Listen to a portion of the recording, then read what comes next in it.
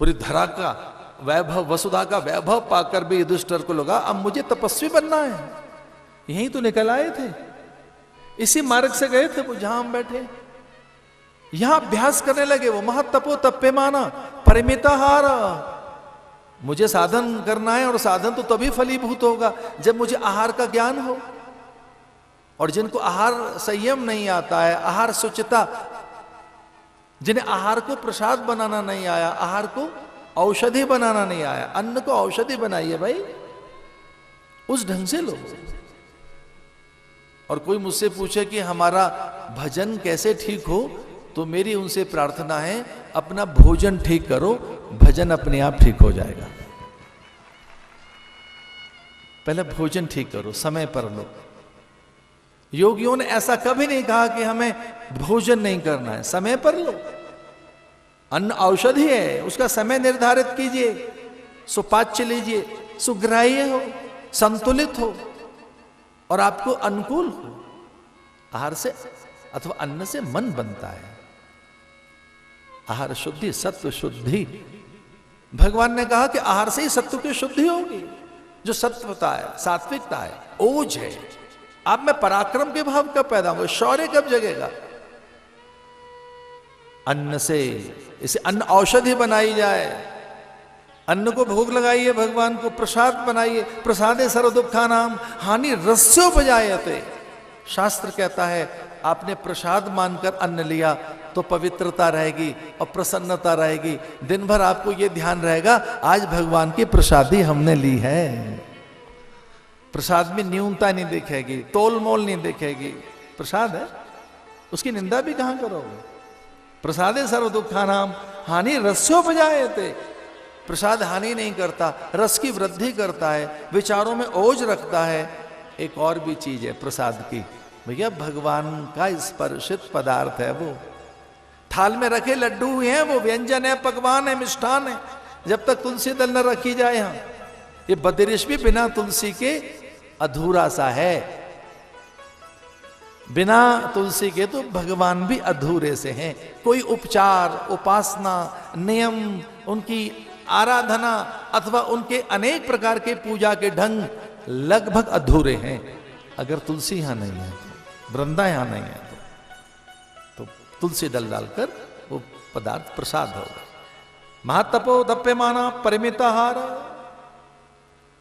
जब यहां से निकले वो इधर से ही हिमालय की ओर, पांडव, द्रौपदी आदि, तो उन्हें यह ध्यान था कि हमें क्या करना है। परिमिताहार, आहार सीमित हो, पवित्र हो, सुपाच्य हो, सुग्राह्य हो। अन्न से मन बनेगा, उसे औषधि बनाइए, उसे प्रसाद बनाइए। आहार शुद्धि, सत्व शुद्धि। और शास्त्र एक और बात कहता है, अभयम सत्व संशुद्धि। जीवन का लक्ष्य बनाओ कि मुझे फियरलेस स्टेट चाहिए, अभयता। और जीवन में अभयता आ गई तो इसका अर्थ है फिर आप पूरे हो गए। और एक और बात कहता है शास्त्र, भगवान से मिले बिना अभयता नहीं आएगी। अभयता कब आएगी? जब भगवत सिद्धि हो जाए, उनकी निकटता अनुभूत होती रहे। जब तक भगवान की निकटता अनुभव नहीं होगी, जब तक इष्ट की निकटता अनुभव नहीं होगी, उसके साथ एकात्मता नहीं होगी, तब तक अभिष्ट की सिद्धि भी नहीं होती। और इष्ट किसे कहते हैं? जो हमारे अनिष्ट की निवृत्ति करे, जो अमंगल का नाश करे, जो हमारे अभिष्ट की सिद्धि करे, उसी को तो इष्ट कहते हैं। और उससे भय भी जाता रहता है। तो जो साधन में परिपक्वता है, साधन में जो तीव्रता है, साधन में जो वृद्धि है, वो तभी आएगी जब आपका आहार सही हो। आहार शुद्धि, सत्व शुद्धि, अभयम सत्व संशुद्धि। तो साधक को क्या चाहिए? अभयता अर्जित करे।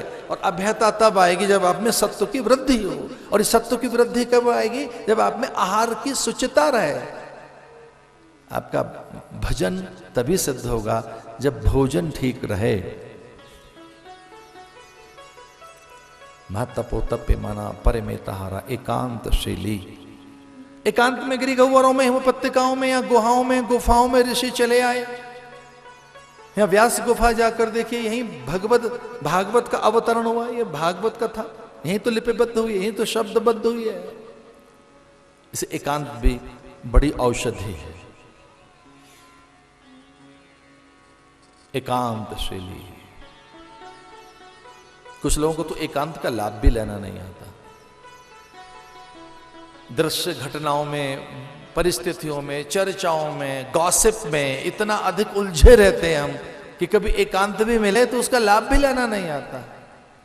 तो उन्होंने कहा कि यहां एकांत का लाभ लेंगे। जड़ांध बघिराकृति। साधक को चाहिए कि कम सुने और कम देखे। पूरा देखो, उतना ही देखो जितना काम चल जाए, उतना ही सुनो, उतना ही सुनो।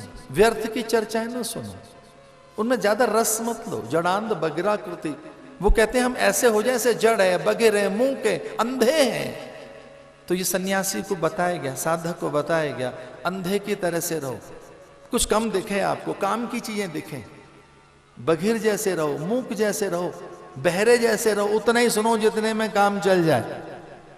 अच्छी बातें सुनो साधना काल में, उतना ही बोलो, कम बोलो, सीमित बोलो, ललितपूर्ण, मधुर बोलो, सत्य बोलो, अर्थपूर्ण बोलो, समय पर बोलो। ये साधन है। कोई हमसे पूछता है हमारा हम भजन कैसे करें, ये भजन की व्यावहारिक बातें बता रहे हैं आपको। कम बोलो भाई, मीठा बोलो, मधुर बोलो, ललितपूर्ण बोलो। एक और है अर्थपूर्ण बोलो। आपकी बातों में अर्थ हो, कोई वो व्यर्थ की ना हो, वो समाधान कारक हो, आनंद कारक हो। आपका बोलना भयकारक न हो। अच्छे समाचार दीजिए, अच्छा वातावरण बनाइए, समय पर बोलिए, प्रतीक्षा कीजिए। अभी उत्तर देने की इतनी आतुरता है इस युग में कि जल्दी उत्तर दे दें, हमारी पोस्ट पहले चली जाए, हम पहले कर दें। आंसर के लिए, रिप्लाई के लिए जितनी आतुरता और उत्कटता आज दिखाई दे रही है, 2 दशक पहले नहीं थी। आज ज्यादा है।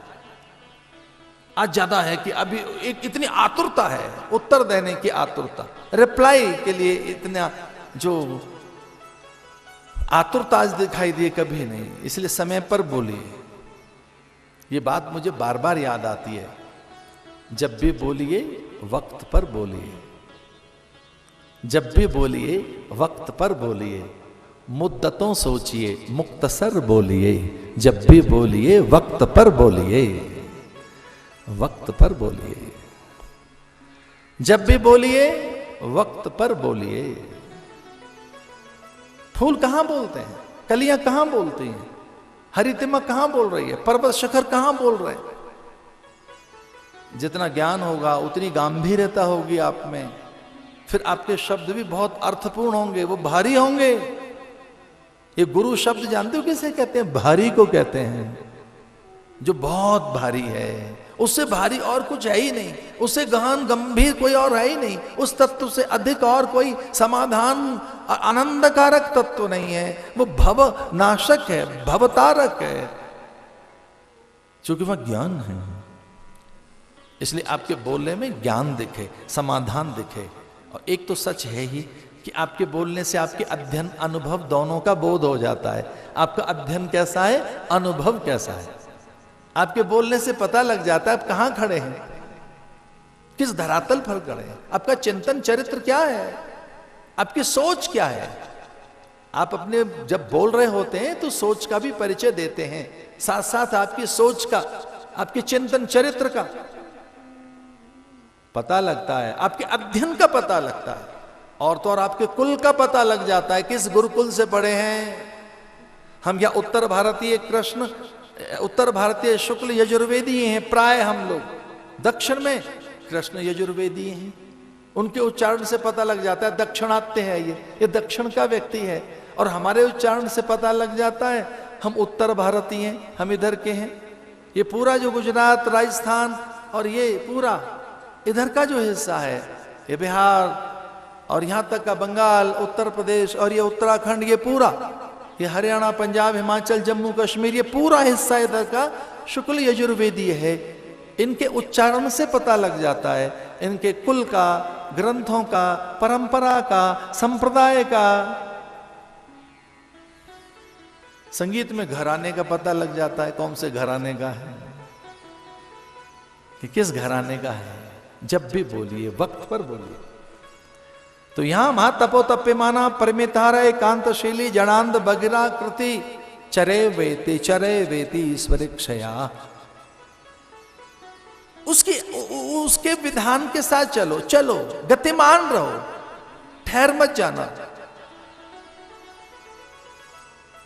तो जीवन की जो वो फिलॉसफी जिसमें सिद्धि छुपी हुई है, वो चरे वेति के मंत्र के साथ जुड़ी है। चलते रहिए उद्देश्यों के लिए, लक्ष्य के लिए, लक्ष्य सिद्धि के लिए। जब तक लक्ष्य की सिद्धि न हो, चलते रहना, लेकिन ठीक दिशा में।